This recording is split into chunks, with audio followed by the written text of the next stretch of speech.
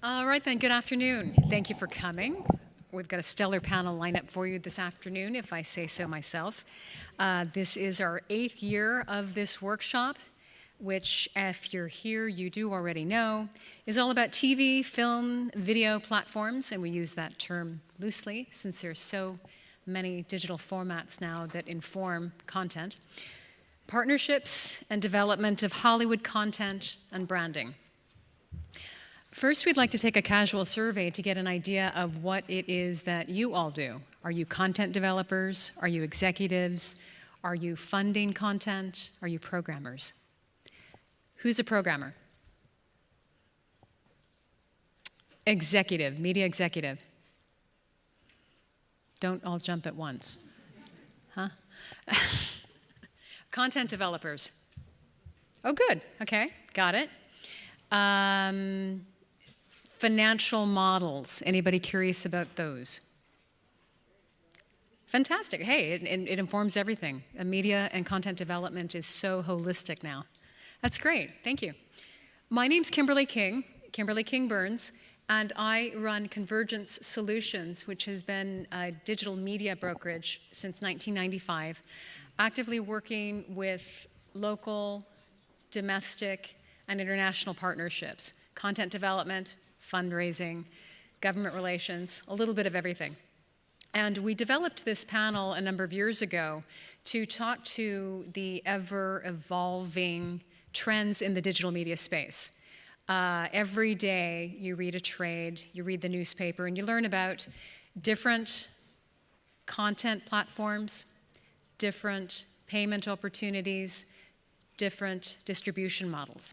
And so what we try to do each season, because Digital Hollywood is now twice a year, is host a panel of experts in the space that share with you some of their triumphs, some of their frustrations, some of the curiosity they have with this ever-evolving market.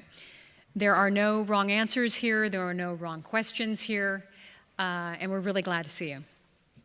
So, starting today, we've got, let's see, we've got Harman Kaslow from Atlas. We have Gretchen McCourt from ArcLight Cinemas, Ari Mark from Ample, Brant Pinvidic from Envelop, Philip Shafran from Vindabona, and Lemuel Plummer from Preachers of LA and BET, and a far more extensive line of credits. What we're going to start with today is having everyone give an overview, just a quick overview of what they're doing, what they're looking for, and what they like about the current content development space, whether it's traditional Hollywood, film, Hulu, Netflix, WeChat. There's so many opportunities out there. So let's get to it.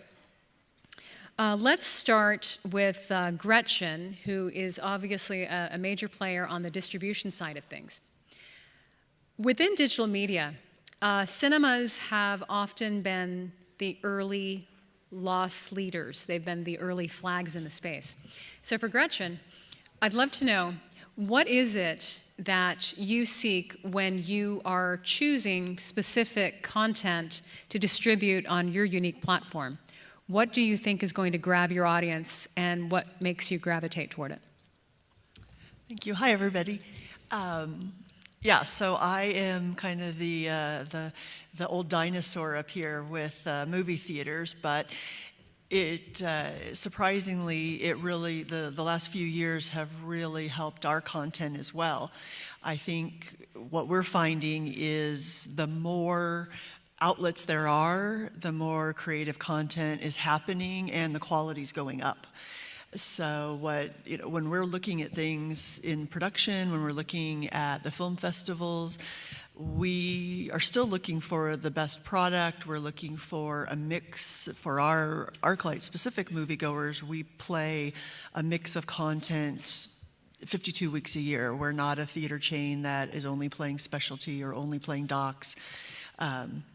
In September and April, when there's nothing else out there, we're constantly playing a mix of products. So we're looking for that, but I feel like the quality has increased, the quantity has increased, and when we see something that we like and Netflix picks it up, or Hulu, especially out of a festival, we'll play it anyway.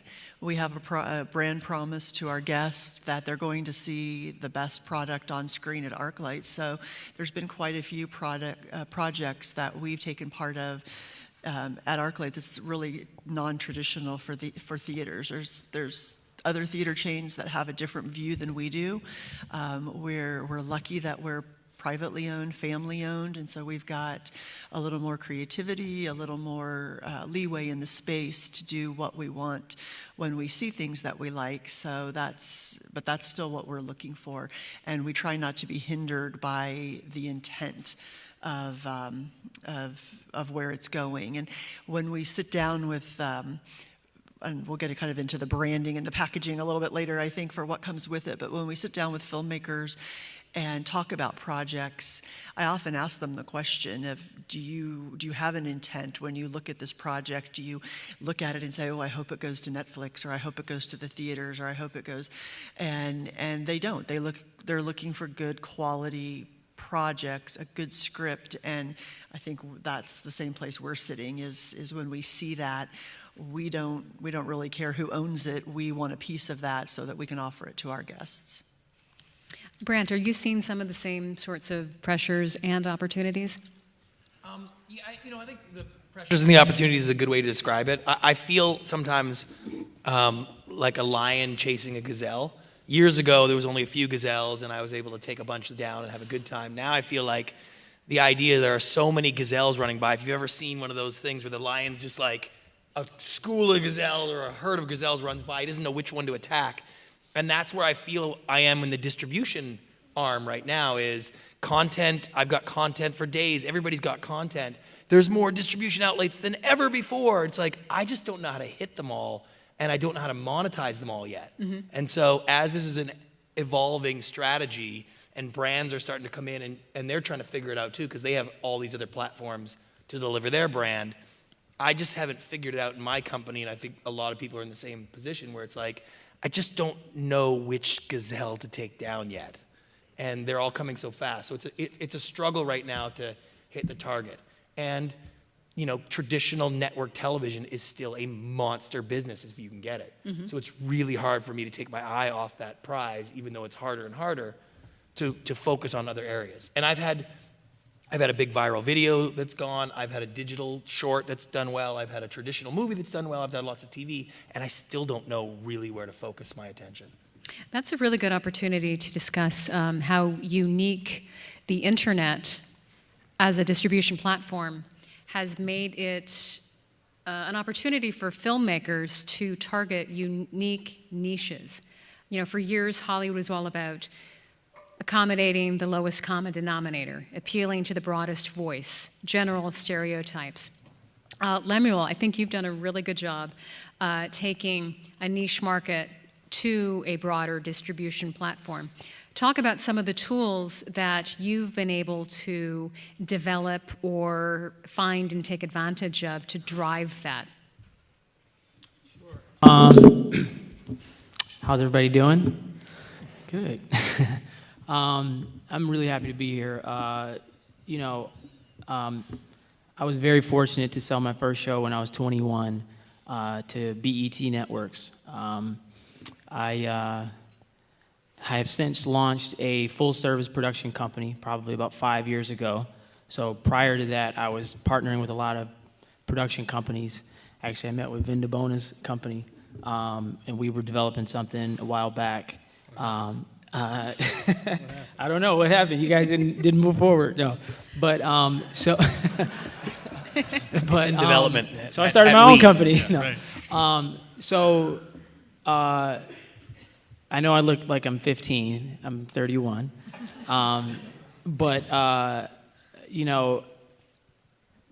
Over the last 5 years, I've been selling a lot of series to some of the NBC networks, TV One. I have a lot of success with Preachers of LA. We franchised that to Atlanta and Detroit, the Westbrooks for BET, Music Moguls. I currently have a series with Viola Davis that we actually sold to TV One. She's narrating. And kind of where I'm at, to answer her question, as far as just some of the new opportunities that are available for some of the kind of niche, content. I think is very unique, and it's like there's so many opportunities. Obviously with some of the SVOD, AVOD, even TVOD platforms. My focus is now kind of, and I can't talk too much about it now, but launching my own platforms, and and taking some of those brands and some of the people that I've worked with, and creating our own platforms, because I think there's some real unique ways to monetize that way. Direct to consumer. Obviously Netflix is a proven business model, and some of the others, the hybrids like Hulu, and that's SVOD, AVOD, but it's just a lot of opportunity, and I think you just got to come up with those great ideas. And obviously you can monetize off of YouTube, by getting so many views, but you just kind of gotta, utilize all the different platforms that exist. Like he was saying, even some of the traditional linear networks is big business, but we see every day it's changing. Ratings are decreasing. Networks aren't taking as many risks and buying as many programs. There's a lot more acquisition and licensing deals that are happening versus just putting all their attention on original programming. But even with the internet, you have short form content. There are no rules. You don't have to really worry about advertisers if you're launching a SVOD. You're going direct to consumer. You have a niche market that you're targeting. You have opportunity to be successful. So. Sorry, I can keep talking forever, but no, that's fine. I'll stop. No, because you've provided the perfect segue. Philip, your work with Vindabona. Vindabona is technically a dinosaur in the space, but they've actually been able to keep up with trends. They've been one of the few to really nimbly navigate what can be a confusing digital media space. What Lemuel's talking about is a lot of what you guys have focused on, which is how important it is to track your consumer. How important has Vindabona's embrace of data analysis been to your overall success in the short and long term? Yeah, definitely. Thanks for calling us a dinosaur, but coming out of the ashes. She started it. You're both not wrong. You're not wrong. No, I think that is actually one of our number one things to look out for in a digital space. We do have traditional media, and the ratings are done, matter-of-factly, scientifically, the way that it's kind of been done for a while, but those climate is changing too. With Vindabona and our video library, we never envisioned in, a couple decades that we would find a second business online. Mm-hmm. The clips and the videos that we received since '89 had always had one purpose, and that was for the show. But now what we have seen is an explosion. Like you said, people are cutting cords. They're looking at other areas. The delivery method for content is just everywhere. And new platforms, it seems, are popping up whenever they can. And what we try to do is twofold. One, get to that platform, find a way to envision our content through the eyes of that demo that is on that platform. But two, utilize whatever kind of big data those platforms are offering up, ingest it back in, synthesize it, and really figure out the crux of what is entertaining to people. So when we look at sites such as YouTube or Facebook or Musical.ly or Snapchat or Instagram, we're able to also, in a very microcosm kind of way, hone in what people are interested in on those platforms, and then we can really quickly pivot. Mm-hmm. Because the library is so vast, it's over 1 million videos, and we can very rapidly adjust for an ever-changing market, because the digital consumer, I think, is I wouldn't say fickle, but they're definitely short attention spans. So when this idea of short form came about, it is designed specifically for these platforms. We don't have a lot of short form for traditional, broadcast, but being able to utilize digital platforms in terms of analytics has really been incredible. We can actually pinpoint what videos women 13 to 25 in Colorado are interested in. And then we just can turn around and create content based on that demo if we so choose. So it really actually has helped because we're both a content creator and also a publisher. So it really has helped our media business, our digital side of the business, expand and reach many different eyeballs, wherein those eyeballs may not be on the TV show side, they are absolutely on those platform sides. So big data is something that Vindabona just uses day one in terms of content decision making. I think that's a perfect opening for Ari Mark to talk about what Apple's been doing in very much that space, bringing some, since we can't say dinosaur, more traditional content developers into the new world. Yeah, hey everyone. For some reason I just started thinking about gazelles. But and I was trying to weave it in, but it didn't work. Yeah, I have a production company, it's called Ample. Since most people in this room it sounds like are content developers, I would say, yeah, there's a lot of stuff floating around out there. I think a lot of it's very distracting. For us, coming from a place where we're really very hands-on in the content development and definitely consider ourselves sort of creatives, idea generators first and foremost. The business piece of it and the analytics and the research and there's so much, to everyone's point.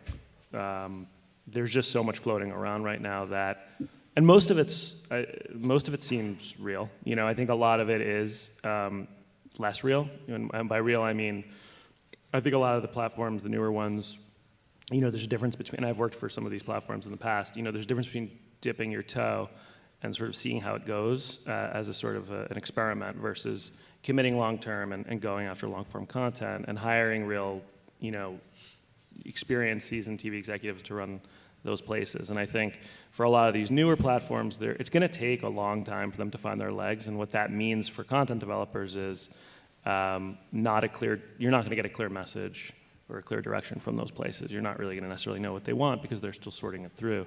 And so for us, we think we sort of try to drive the ship ourselves. I'm not saying it necessarily works, by the way, but figure out what you want to make and try to focus on making it. Because you can really drown in, I think, the level of opportunities, and places that there's tons and tons of opportunities, but how could you possibly pin down one opportunity being better than the other? So the better thing to do, I think, is just to sort of dig in on what that piece of content or story, whatever that piece of story is that you're really passionate about, and go for it. And yeah, great, there's all these places. One of them will snatch it up, but don't sit around and guess. That's my... Good start. So let's open up some broader conversation to involve the entire panel. Given that new media has really opened up world markets and ancillary revenue streams that NBC and ABC and CBS weren't frankly taking advantage of even as recently as 10 years ago, what opportunities are you taking advantage? Not all markets are monolithic, and I think that the data analytics are showing that. The great example that was very popular in April was when we pointed out that when Scandal first launched on NBC, they had no idea that they had 40 million apt viewers in the Caribbean tweeting, Facebooking, going bonkers over content that they were largely pirating, not because it's the Pirates of the Caribbean, but frankly, HBO and ESPN, and take your pick, haven't yet figured out that there are 5 major languages in the Caribbean. They haven't figured out their domestic broadcast satellite strategy. They're not taking advantage of these second and third world markets that could potentially be huge. And once they pivoted and they started articulating that Caribbean market, their budgets, their profits went gangbusters. It was the equivalent of American Idol discovering that the judging at the end of the show was making 3 times as much money for them, because texts were 99 cents at that time, were making much more for them than actual advertising was. So these are the kinds of disruptive technologies that we're talking about that often aren't taken advantage of very intentionally. So, what would you like to talk to in terms of your favorite awakening moment? Well, we we recently had an awakening moment as it appeared on YouTube. But I don't think this is going to go where you want it to go. But we had an awakening moment where we were noticing one of our verticals is a babies vertical. We have a babies channel. And some content on that page caught fire, it went viral, it exploded. Some of that's luck of the draw, some it's finding the right content for the right audience, which is you make those determinations hopefully prior to going out into that platform. And the channel just grew, and I think within maybe a quarter we had over 1 million subscribers. And the channel revenue-wise was modest, but for a digital team it was pretty substantial. And we were kind of wowed by that. And so we started to throw a lot of more content directed at this particular channel and this particular audience. And then it dried up. But the views and the popularity, it seemed to still be very popular, but the revenue disappeared. And what we noticed was that we had a tremendous audience in India. They loved our stuff in India, and that's great for subscribers and return visitors.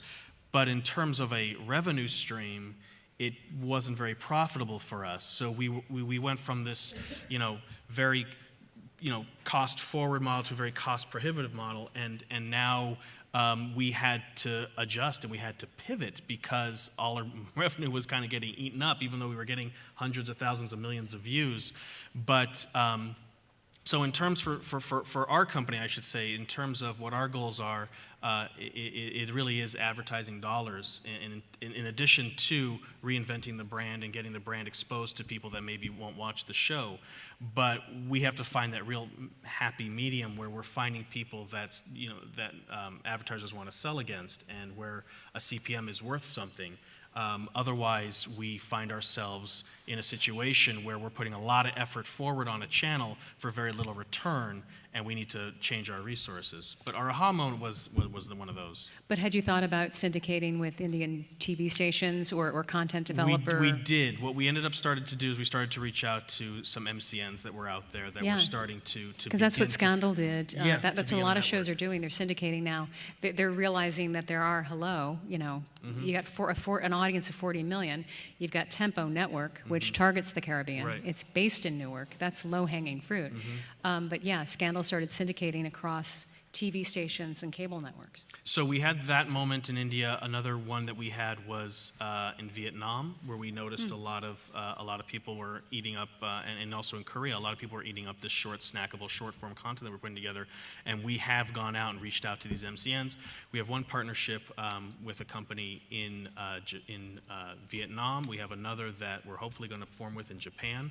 But so we have had those aha moments. They haven't necessarily been profitable. You have to turn them into profit. Yeah. So that's kind of been our uphill struggle.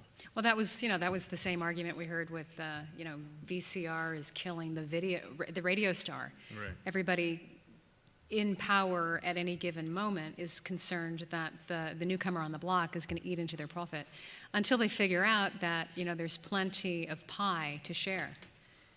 And they figure out different back-end deals. Yeah. But it does feel like the pie is only eaten by a certain type of content. It's only, like the American Idol example you give, only works when the show's a monster success. Yeah, but American Idol was not the first of its kind. You had French Star Academy. Pearson had developed that show in 9 or 10 countries before American Idol finally took off. So if anything, you had a market that was primed for it. American Idol was maybe unique in this market, but worldwide, Pearson really knew they had a tiger by the tail.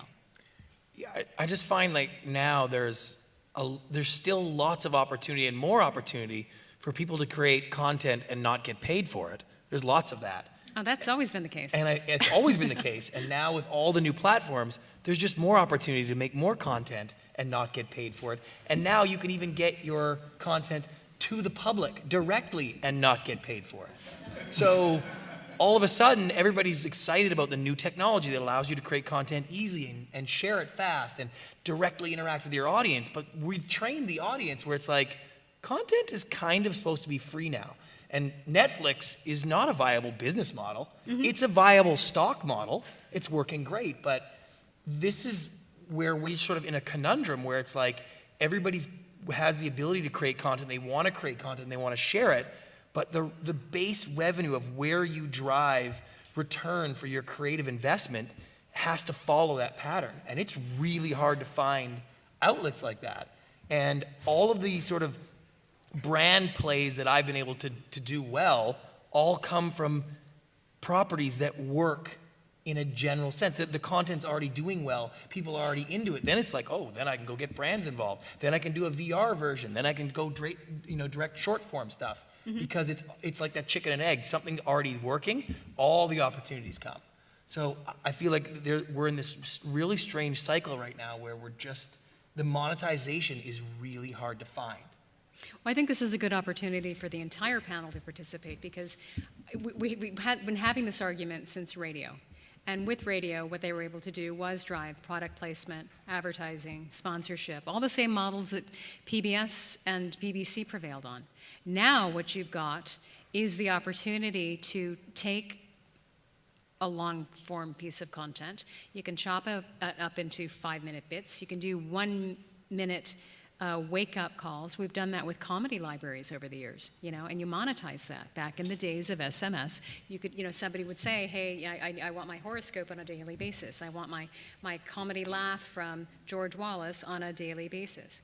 So I think it's a matter of you've got the models, and you've got now, courtesy of blockchain, you're not locked into just the dollar, the euro, the won, the sterling. I mean, 2/3 of the world's content consumer market has been precluded because of, what Hulu launched with, which were, frankly, unsustainable walls.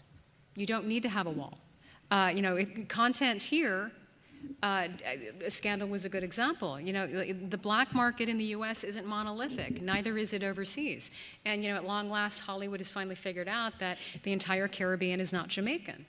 And I think that's the opportunity for content developers to come in with those unique stories, and they can come in with those sponsors and that product placement. And people will pay for content that they want to see. They don't want to see yet another Step and Fetch It, for me, my introduction to American programming was the Brady Brunch. And I couldn't stop laughing. I could not believe that this had been perpetrated on an unsuspecting American market. So I think it all depends on what your expectations are. And ABC and NBC and CBS, just to be, generalist monolithic, were able to get away with rather generic pablum for a long, long time. But over the last 20 years, we've seen the opportunity for individual storytellers to be able to tell unique stories and go out and figure out how to monetize it. I think it's a lot easier just because it's not as gated as it used to be. Yeah, I'll just chime in. I do think it's an amazing time to be a content creator, with all these platforms and just opportunity. I think for me, like I said, we're launching a couple platforms. I can't really talk too much about them, but I'm sure you guys will see it on some of the press outlets pretty soon. Can you give us a hint? Has something to do with black people. That's helpful. No, I'm kidding. But I will say, I wish I could talk about it. But for me, what I've been learning and what I've been experiencing just, as I've been on this path of launching these OTT platforms and seeing the opportunity is, it's about really figuring out ways to aggregate, certain folks, creators, finding that niche, also finding strategic partners that could help cut the cost with, content, creating your content or marketing it. I think those are some of the bigger expenses. Finding a technologist or a technology company, which they're out there, who can provide these platforms on so many different devices. I mean, you have, your Apple TVs, your Fire Sticks, your Rokus, your Google Chromecast, your smart TVs. You have, all these different devices that you could live on. Mobile, obviously, your computers will be available on all those. Sorry, I had to say that.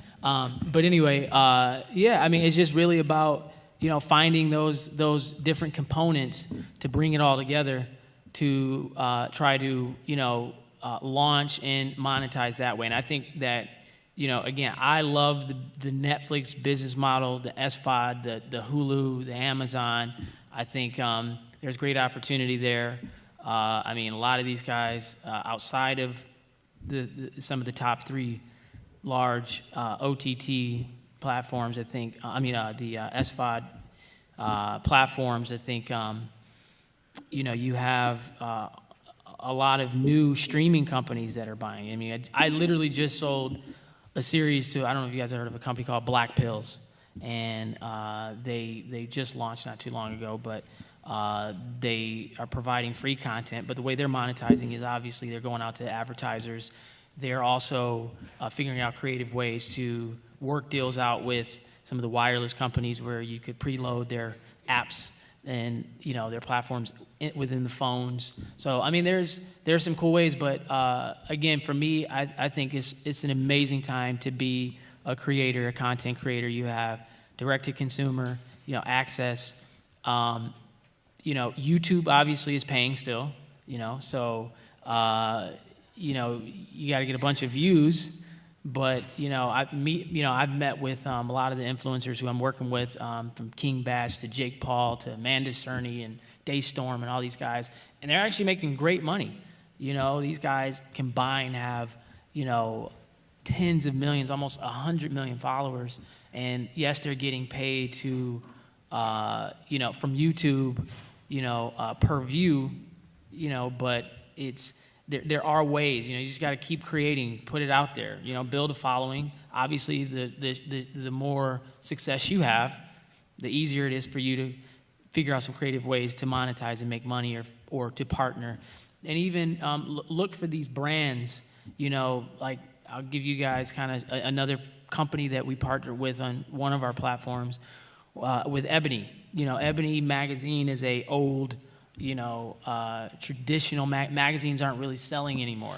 So they came to me, we talked, me and the CEO, Linda Johnson, and Willard, and the rest of the Ebony team, and we really figured out some really cool ways to take advantage of, these new technologies and platforms and devices, and, how we're going to be pushing out content, utilizing the old brand and their catalog of content. And so yeah, we're really excited about it. Again, I'm sorry I can't talk too much about what we're launching, but Well, no, but I think you reminded me of a good opportunity. A good exhibit A, I think, for this discussion is not presuming that your target market only understands English.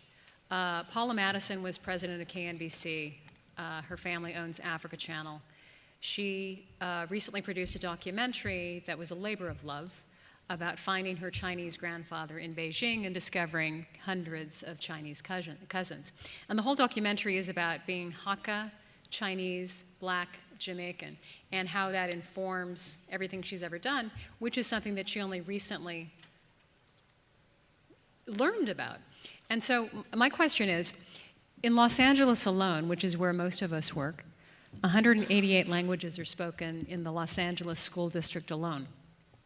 Chinese film funds are coming in. Russian film funds are coming in. They're making significant investments into the Hollywood space. They want Hollywood-style content for their home markets. How are you reaching out to those different markets? There are Chinese film funds actively looking for content that is so not on the beaten path. We were active with a documentary that sold 2 years ago that was about Black Jews in China. They want the stuff that Hollywood doesn't typically greenlight, but they want the stories done with Hollywood polish. And I think that there's a huge opportunity there, given that we've got two of the largest Chinese language markets in the entire world in Los Angeles and San Francisco. So would you like to talk about how you're taking advantage of the Armenian content space, the French content space, the Chinese, the Russian content space, all of which are investing heavily in Los Angeles resources? Sort of. I'll tell you a little bit about Bollywood. That's what I know a little about. Good. We're a theatrical distribution company because we created content. We saw that there really were no barriers to getting your content into theaters other than a very archaic system of booking the theaters. So we not only set out to get our own product theatrically distributed, but we created some software and tried to bring it really into the 21st century, taking advantage of big data, which is out there and available. A lot of data on motion pictures allows you to geo-target, take advantage of a lot of the platforms that people are talking about today. The Bollywood, do you guys distribute any Bollywood films, ArcLight? Bollywood films, they landed in our lap because we had an infrastructure, a software system that allowed them to inexpensively distribute their movies, and they average about $10,000 to $15,000 of gross box office per theater, which is pretty good, right? Mm-hmm. And they know exactly what to do. They know where their audience is. They know what theaters perform. And unless you're part of that scene, you don't even realize Bollywood films are being distributed unless you might see a sort of very colorful Bollywood title poster. The theaters love them because they go see the movies on Monday, Tuesday, Wednesdays, and Thursdays. And you're correct. I think that we see a lot of foreign money on the theatrical side because it gives them an opportunity to try to have a piece of the action for something they might import into their own country. But we are going through a time where, with the development of tools, the support of theaters, that very specific, well-made, at the end of the day, it has to be a good movie, a well-made product can find an audience and can be profitable. Anyone else? Well, the studio I'm partnered with is STX, is funded by Chinese investment. Mm-hmm. And there's a pretty good mandate to bring films back and forth, and we've done a lot of format work on the unscripted side to get it into China. One of the interesting things we kept finding is that sort of the rules of the government sort of intervention and the way they guide things change basically daily, mm-hmm. and alter the process of our production with no regard for any cost of whatsoever. So we've had huge, massive series that were doing really well, and then the competing network petitions the government to change some rules, so then the show can't do it the same way anymore. So there's a cultural barrier to standard content creation if you don't understand the sort of the day-to-day workings of the way the country works, the way the investment works, what they're looking for, how they how they deal with that, and even so we have many board members and all of the money, most of the money coming from China. We still have a hard time figuring out how to sort of deal with it effectively, like I would be if I was doing an American production. And we've had people on the ground spend months in China, sure, guiding production, mm-hmm. to try to make it, and it's definitely the fish out of water. And that's a fair criticism. I'm from the Bahamas. I've consulted on Canadian projects. Canadian programming faced that same criticism 20, 30 years ago, especially if you wanted to take advantage of film incentives in Quebec. And they had not only minimum Canadian crew requirements, they had minimum Quebecois French. And if you know anybody who speaks French fluently, Quebecois is an archaic, arcane French dialect. And so, you're absolutely right. When you're going into these new world markets, you have to work with folks who are savvy to how that particular community works, because it's not one size fits all. I consult on projects in the Bahamas. frequently, and the questions are so basic here, and I have to explain, well, no, not a whole lot's going to happen this week. 4 hurricanes just hit. I mean, things that American studio executives they're not paid to think about. And so yeah, it is a different concern. Payments is a scheme, like when we were producing Pirates of the Caribbean and Casino Royale, there was an offshore film investment fund out of Ireland that had to be careful because the Bahamas was an offshore film banking sector, and that triggers certain censorious activities, to put it diplomatically, on the part of the U.S. So yeah, it's always a crapshoot. You're not going to find a cookie-cutter approach to content development anywhere in the world. I think the stories that people tell here are going to be very different from the stories that are being told in South Carolina, Florida, and Louisiana. Just, there's so many cultures. That's part of the wonderment of content development. You've got so many opportunities and so many cultures to showcase, especially now that you can find the markets. I know that for the Caribbean, the development of blockchain has been particularly disruptive, not only as a distribution platform, which kind of sideswiped having to go through traditional platform politics and meetings, but it also drove an opportunity for payment on the back end, so that you're not just throwing up a play in your yard and throwing it out to your friends and hoping for the best. You can be compensated. And blockchain, because Bitcoin's just one cryptocurrency, blockchain opens up the opportunity for a lot of these economies that can't really participate in e-commerce at the moment. Unless you're active with those 4 traditional world currencies, my friends in the Bahamas can't shop on Amazon.com. Those of us that live here become the biggest money launderers. It's an interesting conundrum. But as a content developer wanting to make a living doing this, you do have the opportunity to take advantage and, to learn about these opportunities and take advantage of them. I think on what I'd like to get to just before we start taking questions is what you're doing if you're thinking, you might not be thinking, about worldwide distribution. A lot of you have made a major claim. You've drawn your line in the sand with regard to US distribution or perhaps North American distribution. What are you taking advantage of? What are your favorite toys at the moment? Is streaming video on demand something that you're taking a look at, given that you figure out how to monetize it on the back end? Well, I'll start. Well, for us as a USA theatrical distributor, we still see that releasing a film theatrically in the United States enhances its value overseas, and we're looking at ways where we can monetize that uptick in value, use that as P&A to just sort of manage risk. I think the good thing that we're experiencing now is, and you're right, there's just a ton of films. Not all of them are very good, but there is opportunity, and we have tools, and there are tools out there to sort of identify films that have some prospect of doing some sort of box office. And given sort of that the studios not necessarily taking advantage of all the deals that they may have, given that some of these SVOD companies willing to take films outside of the United States, I think if you're creative and you're committed on a theatrical side, and you haven't had to give away or sell your foreign, there may be some opportunities there that maybe didn't exist in the past, just by virtue of there aren't a lot of films that get good theatrical releases that can also export well.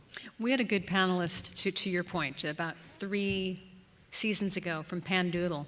And what Pandoodle does is effectively take the same piece of content and remonetize it based on the given market. So if you've shot it originally, say you've got a close-up of a bottle of Heineken beer, or you see a bottle of Heineken in the shot, that can be repopulated for a Jamaican market to be a can of Ting, or for a Chinese market, a completely different Tsingtao beer. And that's in real time, That's not, you know, that's a brilliant graphic, and it can be done on a van driving through. And this is a group that relocated from Silicon Valley to South Carolina.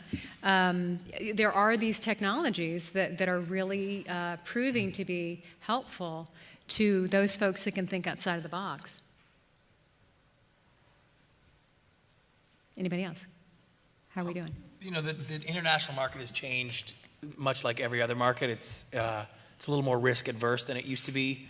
I used to run a big international distribution and local production company, and now with STX, we're in the same sort of business, and we're deficiting shows, but what we're finding is that in the international marketplace, they're not taking the same risks, just like the US broadcasters aren't taking the same risks. They're putting and offsetting some of that onto the content creators, saying, you know, well, let's see how far it does in the US first. Let me see how the ratings go. Let me see what you've got. There's a lot more on the onus on the content creator to provide, to deliver, to drive the sort of price up by taking on the risk yourself. I find By that figuring this all out in advance. yeah, and it used to be you'd have a good show, I'd sell it to Fox, and next thing you know, I'd have 43 countries that were willing to take it in the finished tape, and I'd sell 14 different format versions before I'd even get to MIP to go and sell it. Those days just don't exist anymore. Okay. And so it's hard to, again, it sort of comes all down to monetization after you stop talking about fun creative stuff. It's like, who is paying for all of this stuff? So you're finding that the content creators are much more journeymen now than they had to be in the past. Absolutely. Yeah, when the networks are getting squeezed, there's only a few directions that the shit can run downhill. And that runs basically straight to us lately. In the development of the US networks, internationally, everybody's like, you guys take more risk. You guys put more up. You guys do more work on your own. That's really where the state of the market is. And it's kind of a worldwide phenomenon because, again, I go back to the same thing. We're training the audience that content just kind of be free. It's tough to get people to pay for stuff. You mentioned horoscopes that we used to pay for them coming on your phone. Would anybody pay for a horoscope coming on your phone today? No, but this is because it's free everywhere in the world. No, now. that was an example of taking advantage of the model available at the time, which was Right. back in the old days, you paid 99 cents to send a text. Listen, Yeah. I'll take any model that pays me 99 cents for anything I send to anybody. There just aren't any out there right now. I think Netflix would probably beg to differ. No. By the way, Netflix right now in our world, full up till 2019. Amazon, full to 2019. Anybody selling it to Hulu? No. It's a really tough market from that perspective. And now you sell something to Netflix, which is great, but they buy out the international and all the rights. Because they've actually figured out the distribution for all of the Right. rights. Hulu didn't bother. HBO didn't bother. But as a content creator, you're not able to benefit in the same way that you were 5 years ago. Oh, because from you're saying your they're not own- including you in the revenue stream. No, they're not, because there's no specific revenue for them on that, right? Like that part is done, that's theirs. So everything evolves and changes. And again, the squeeze comes down to us. That's probably a really good point. It is hard to get rich. It's really difficult to hit once and make zillions, but you can become a working content developer, and I think that that's the democratic opportunity. I think it's been spread out. It's less of a clique. If you've got a compelling story. I mean, I remember, sorry to keep coming back to like Bahamian examples, but when Tyler Perry first came out and he was doing the whole Medea thing, my friends are looking at me, they're like, why is this of interest? And I said, because this is every church that I grew up with. You know, if it reminds you of something, it doesn't have to resemble you to remind you of something. It doesn't have to replicate your life to remind you or to somehow evoke a sentiment. And I think that that's the opportunity. Let's open it up for questions. Who would like to be the first to approach our esteemed panel? Hello.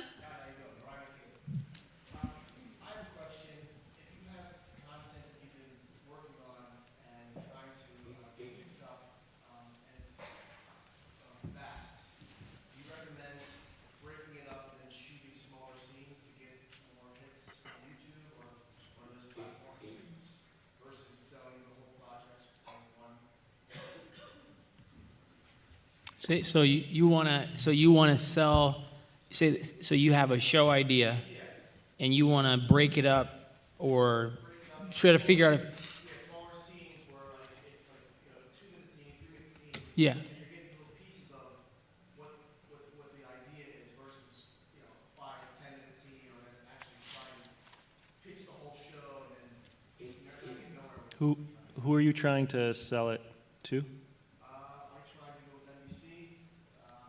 And you're already releasing, and you've been putting content out on YouTube? I have smaller scenes, yeah. Yeah, I mean, if you're trying to sell, I think everybody would agree, don't put it on, you probably don't want to expose it too much if you're trying to get somebody else to invest in it, because it's already sort of exposed. I mean, Yeah. go ahead. Yeah, Unless no, you're trying no, to no. use YouTube as the monetization device, but I don't. Yeah, no, look, I mean, you can sell it to a linear, like traditional network, which is, the way people have been kind of selling shows. You put a sizzle reel together, you do your whole process, and you try to pitch it and get it picked up. If you already have content that you've created and available, like actually, and I'll just, like I said, I'll give you, I think I mentioned it earlier with, I just sold a series to a company called Black Pills. They're a new subscription video on demand platform. They focus on short form content, but they're buying just like Netflix. So they do acquisition deals, but they also buy original programming. So in this case, it was kind of a hybrid for me. It was kind of new. We had shot a sizzle. They loved the sizzle so much that they wanted to kind of buy it. And all the material that we shot for the sizzle reel, we actually are breaking that up into episodes, short form episodes. So that is a way that you could, if you already have the content, and you want to sell to, a short form company, a distribution company that focuses on short form content, that's one way to go.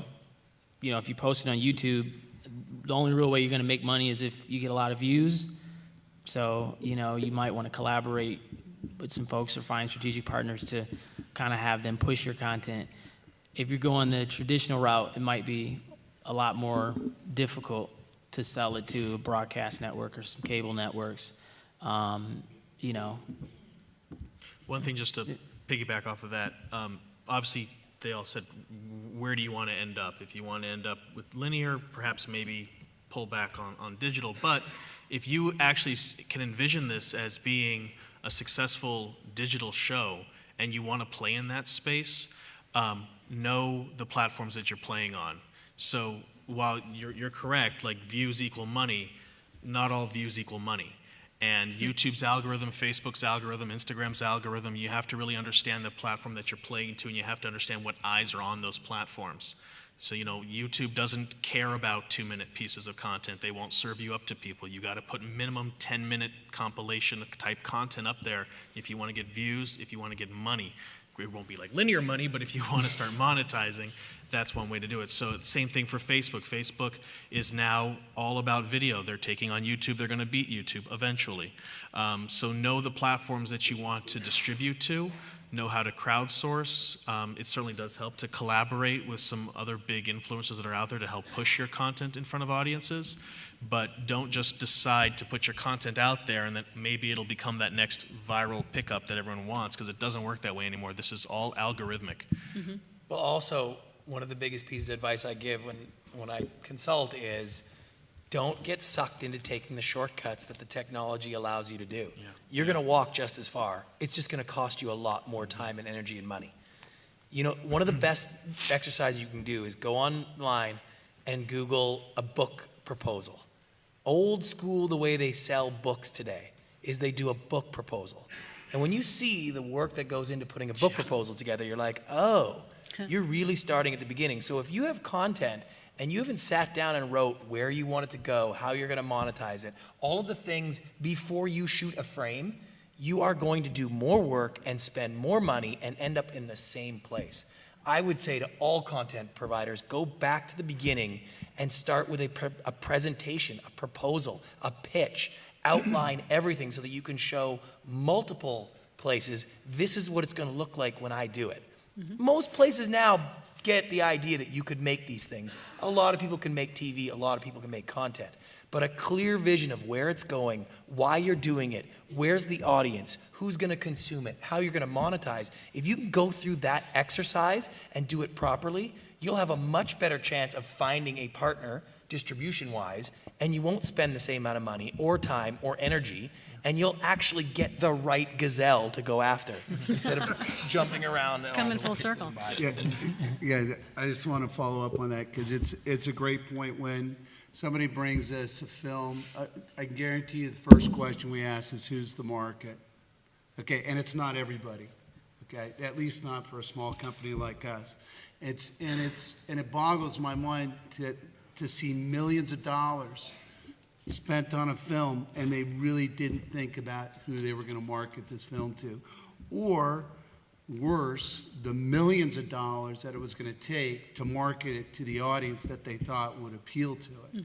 And you know, just like Brent said, you know, you have to make certain that your critical assumptions have merit. You know, a lot of times people will say, you know, soccer is the most popular sport in the world, so if I make a soccer movie, every soccer fan will want to come to the movie. Now, she can tell you how frequently the soccer movies do well at the theater, and they do. No sports movies. Yeah, exactly. So it's really, that is very valuable advice. You got to start, who am I going to market it to? How much money is it going to take for me to get it in front of them? And if they see it, are they going to get excited enough to block out whatever period of time to go see it? For a movie, it needs to be an event. For online digital, they can tell you what it needs to be, but it's good advice. Just ask yourself, when do you want to find out that sports films aren't doing it at the box office? After you've made one, or when you've written it on a piece of paper? No, exactly. And you're going to get the same result. Whether you make the movie or not, you're going to find out. And if you can do the exercise, the painful, unpleasant, not really fun, it's not sexy, it's not cool, but it gets you the information you need. And that's what the technology today has sort of put content creators at a disadvantage, because the shortcut is sitting right in front of you. You can make a movie, not for millions of dollars, you can do it for $20,000. So you're actually tempted to go make a movie for $20,000. And that's sometimes a very painful lesson when you could have done that for much faster and easier. And then when you make your $20,000 movie, you got a real shot at getting something back on it. Yeah, and I'll add one last thing. You know, for me, and I'd say to you, you know, if you're not trying to sell it to any of those platforms, be your own distribution company. You know, you don't have to focus on selling to, I mean, the technology's out there, man. You know what I mean? So you just have to do your homework, your research, figure out who your target audience is, and distribute it yourself. You know, you can do exactly what everybody else is doing. You could be your own Netflix. You could be your own, you know, distribution. Make nothing. Make nothing. I mean, it really depends on, you know, like, you know, again, your strategy, your content, you know, all that's pretty much subjective. I mean, yes, we kind of know what works, you know, but at the same time, no one really knows. But I will say, if you're your own distribution company, you know, figure out ways to partner with some strategic marketing partners so that will reduce your costs, you know, as far as saying, hey, you know, I got to spend another $20 million or $10 million on marketing. Maybe you give up some equity in your company or your project in exchange for marketing. You know, so there are some creative ways for you to produce your own content, distribute it yourself, finding strategic tech partners, marketing partners, content partners. Absolutely. You know, so, yeah, sorry. Yes, ma'am.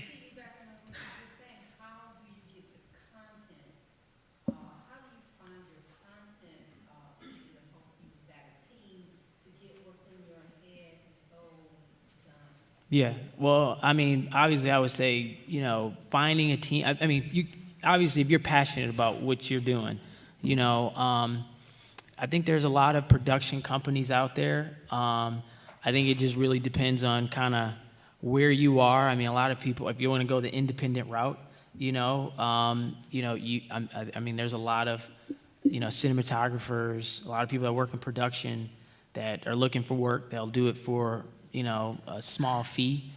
Some people will even do it for free if they believe in the project. All of it.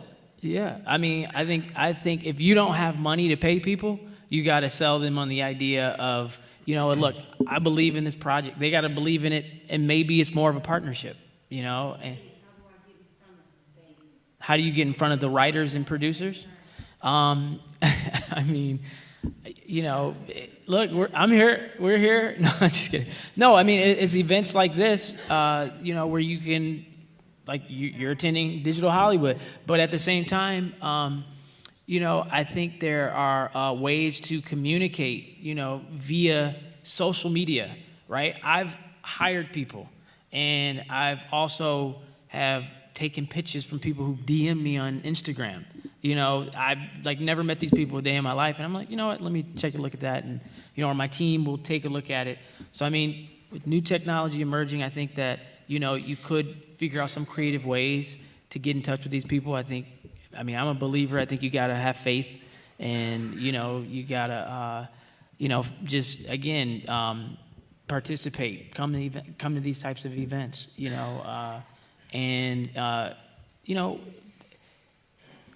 I don't know. It's just Beg, borrow, and steal. Questions? I'm going to. Yeah. Sorry. I'm sorry. I'm just waiting. Go find me. Hi. Yes, ma'am. You were up. Yes. Question for Ms. McCoy.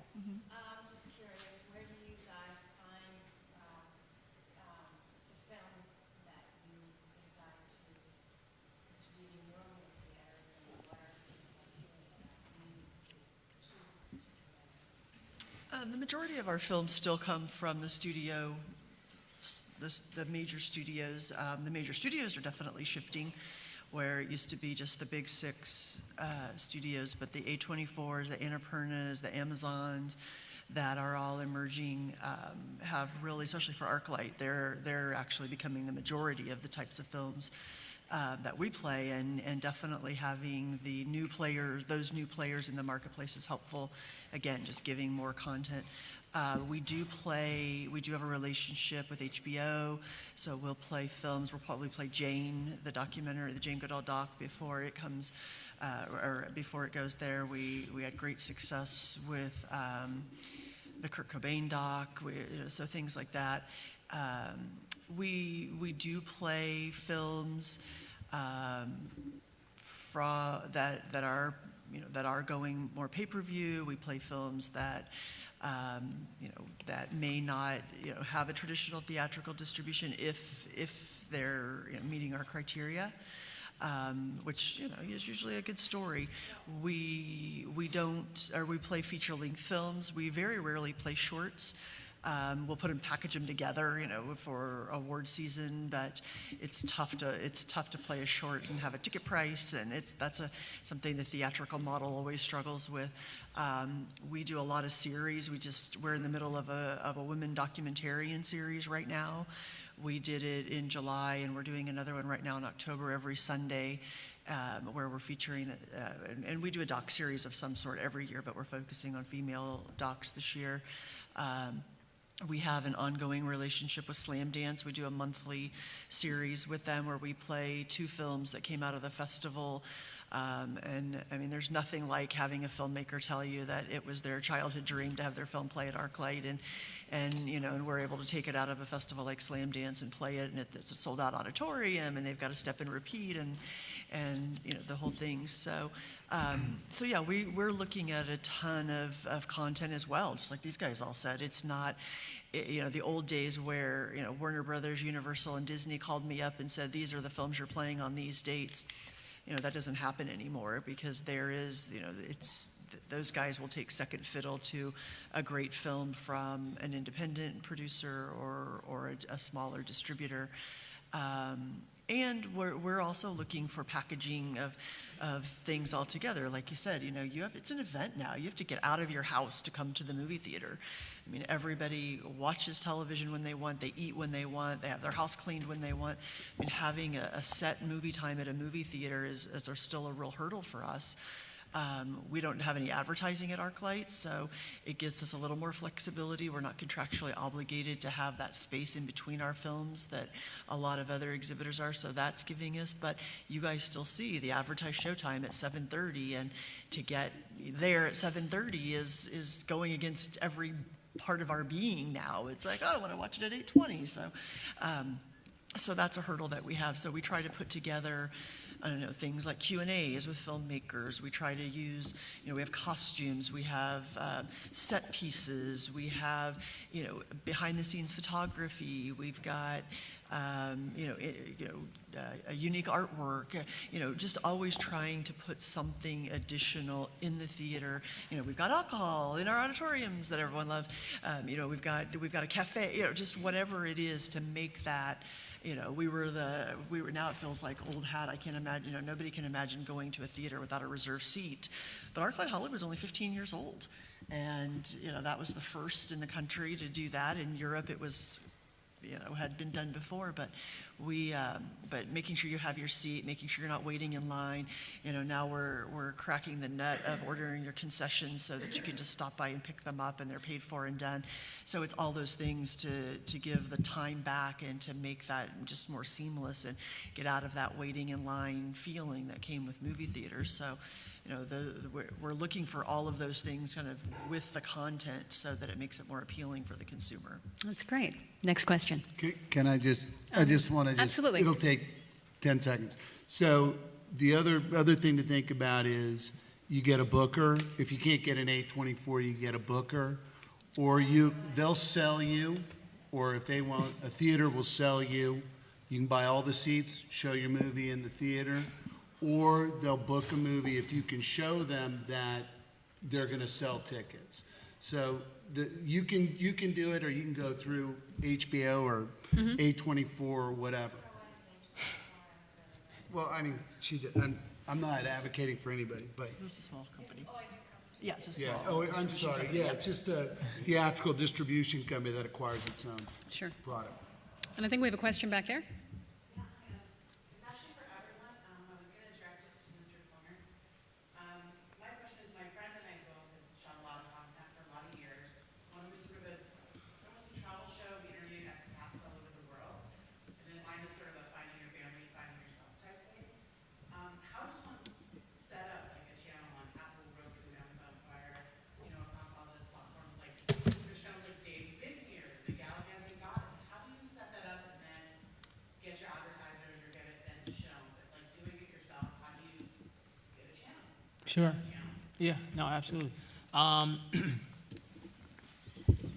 Thank you for the question. I will say, it's not an easy process at all. The technology is very, very sophisticated. On every device, kind of the back end it's a lot. I would say you definitely have to look into some research, and we can kind of talk after this about some technology companies that actually build these platforms. There are several. There's a cheap route. I know like Vimeo has one where they, are on some devices. You just kind of have to do your there's Brightcove. There's a couple of more mainstream companies that provide this service. But there are some other technology companies out there who have the ability to, create your platform. A lot of these companies, they charge a fee. If you're kind of going more the indie route, if they believe in your content or your platform, sometimes they'll work out a deal with you where, they'll believe in it just like you, and you can just partner with them on it and give them some equity. And, if it's successful, it's a risk on both of you guys' part because it's a lot of time and energy to kind of build it out and then launch it. And then I would say as far as SVOD, AVOD, you have to figure out what business model you want to pursue. Do you really believe if you're going SVOD, do you think people are going to subscribe to your platform that has this content? Why would they subscribe? Is it a niche? What makes it unique and stand out from some of the others. So you got to kind of think about that. You know, in advertising, video on demand platform, I mean, you know, there's several ways to get to advertisers. You know, you can have an ad sales guy, you know, look into some people who really are experienced in you know, finding the right advertisers to work with you on your content. If it's more transactional, right, video on demand, like that's kind of like iTunes, Amazon, you know, you can purchase it as like a digital DVD. So, you know, if you're like, you know, I had talked to quite a few celebrities who have some independent movies that, you know, some pretty big ones who want to release their movies, you know, like iTunes, but on their own digital platform. So that is a unique way to kind of explore if it's just one piece of content, you know. You do have to, you know, work with your technologist to figure out some privacy protection, like features and all sorts of things. But some of these places have like, you know, preset kind of templates that they have available. If you want more customization, you know, and certain features, you just have to really work with your technology team. But yeah, hopefully that answers some of your questions. But I can give you more information. This has been a great discussion. I'm just sorry that we have to start to wrap it up. What I'd love to have the panel do in 30 seconds or less, give one choice piece of advice you wish someone had given you 30 years ago, 20 years ago. Become a Well, stockbroker. you know, 30 years ago when I was one, And brilliant.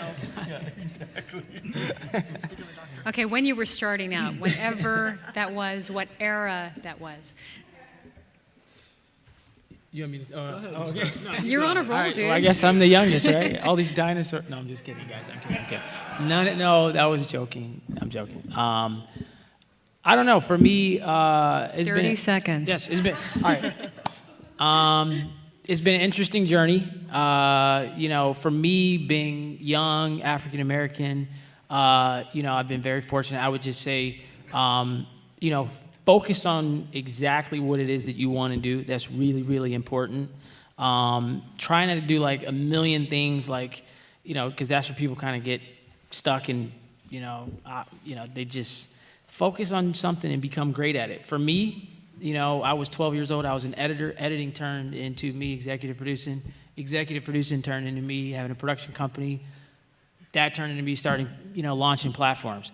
I say that to say, find something that you're great at, pursue it, and I believe a lot of doors will open for you. And stay prayed up and have faith. Perfect. Philip.